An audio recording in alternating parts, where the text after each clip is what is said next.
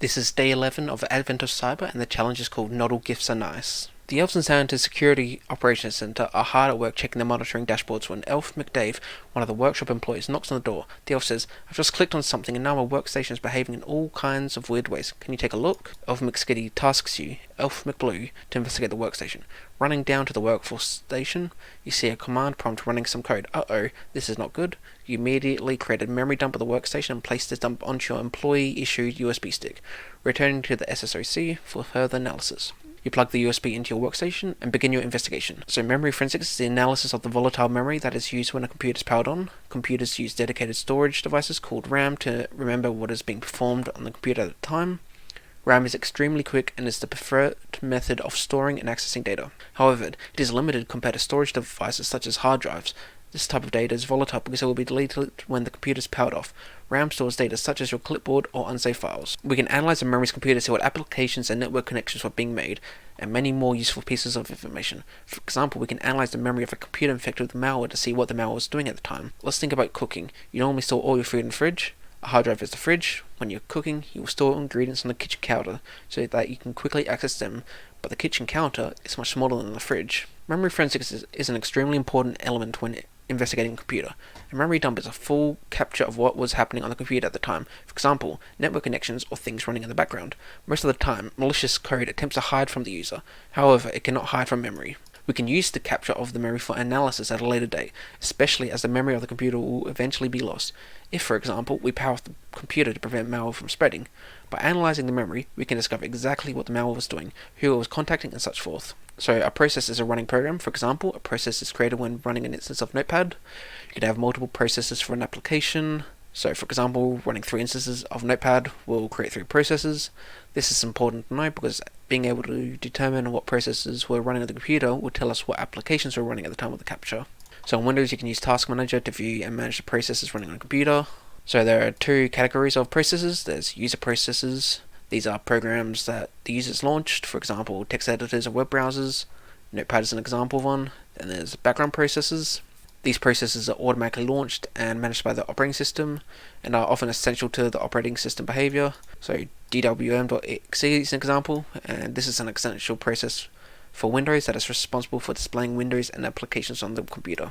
So Volatility is an open source memory forensics toolkit written in Python. Volatility allows you to analyze memory dumps taken from Windows, Linux, and macOS devices, and is an extremely popular tool in memory forensics. So it allows you to list all processes that were running on the device at the time of the capture, list active and closed network connections, use Yara rules to search for indicators of malware, retrieve hash passwords, clipboard contents, and contents of the command prompt, and much more. So when you have Volatility and Python installed, you can just type in python3 vol.py to run it in the terminal. So today's task will cover Volatility 3, which was released 2020, and there are a few arguments which are required to run Volatility. So as I said before, you run it by typing in Python space vol.py. Then there are a few different options you can use. So -f, this argument is when you provide the name and location of the memory dump that you wish to analyze, such as -f, then the path to the memory dump location. -v, this argument increases the verbosity of Volatility, so there'll be more things that are printed at the console, so just do a -v like that. -p, this argument allows you to override the default location of where plugins are stored, so you can have a separate directory on your computer where you'll have plugins for this, so just do -p and then directory to that. -o allows you to specify where extracted processes or DLLs are stored, so -o then directory to there. So we now need to decide what we want to analyze for the image. Volatility uses plugins to perform an analysis such as listing processes, network connections, contents of the clipboard, notepad or command prompt, and much more. So in this task, we're going to use Volatility to see what operating system the memory dump is from, see what processes are running at the time of the capture, and see what connections are being made at the time of capture. Okay, so I'm going to start up the attack machine for this, so be back when it's done. Okay, so we've got our attack machine up now, so let's carry on. Before proceeding with our analysis, we need to confirm the operating system of the device that the memory has been captured from. We need to confirm this because it will determine what plugins we can use in our investigation. First, let's use the ImageInfo plugin to analyze our memory dump file to determine the operating system. To do this, we need to use the following command: Python vol.py -f workstation.vmem windows.info. I'm assuming the files here. Let's see. Okay, yep, so workstation mem is here, so we will enter into this file, and then we will do python 3 vol.py-f workstation.vmem, then windows.info. Okay, while this is running, says it can sometimes take a couple minutes depending on the size of the memory dump and the hardware of the system it's scanning. So these are the results of these are the example results that they have.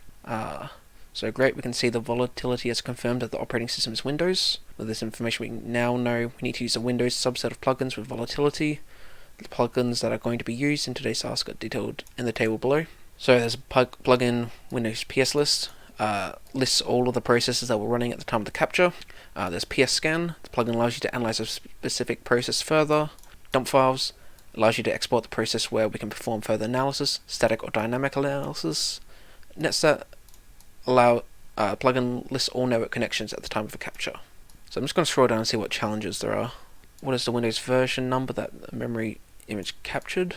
So I assume when this scan finishes, we'll have the version of Windows, so we will come back when that is done. Okay, the scan is done. I probably missed it in the example one, but it says right here, NT major version 10, major operating system version 10, so we can assume it's Windows 10. So submit. Yep, so we'll now carry on with the next part. So we just looked at the plugins that there are, so we will use this plugin for process list. So we will do python 3 vol.py-f workstation.vmem and then windows.pslist. Okay, so that is finished running. There's a bunch of processes which were running at the time. Going through, there doesn't appear to be anything that stands out for the time being, but I will carry on scrolling through. Okay, nope, nothing stood out for now, but there's probably something there, but anyway, we're going to carry on going through. Okay, so we first ran PS List, which lists the processes, and now we'll do PS Scan. Allows us to analyze a specific process further. So let's run that. Okay, it's now finished running, so let's see if there's anything that stands out. There doesn't appear to be any processes which look out of the ordinary, so I'm not sure. Well, anyway, we'll carry on with dump files. So that will be python 3 vol.py-f workstation.vmem and then windows.dump files. Okay, so nothing really came from that dump files, so let's carry on with the actual challenge. So, what is the name of the binary gift that Santa left? So, it does want us to use PS List, but I didn't see anything that looked important. So what we will do is run this in full screen so we can actually properly see everything, and hopefully we can actually clearly see what it is that we're meant to be looking for. Okay, that's finished running, and I instantly saw down here mysterygift.exe, so let's see if that's it.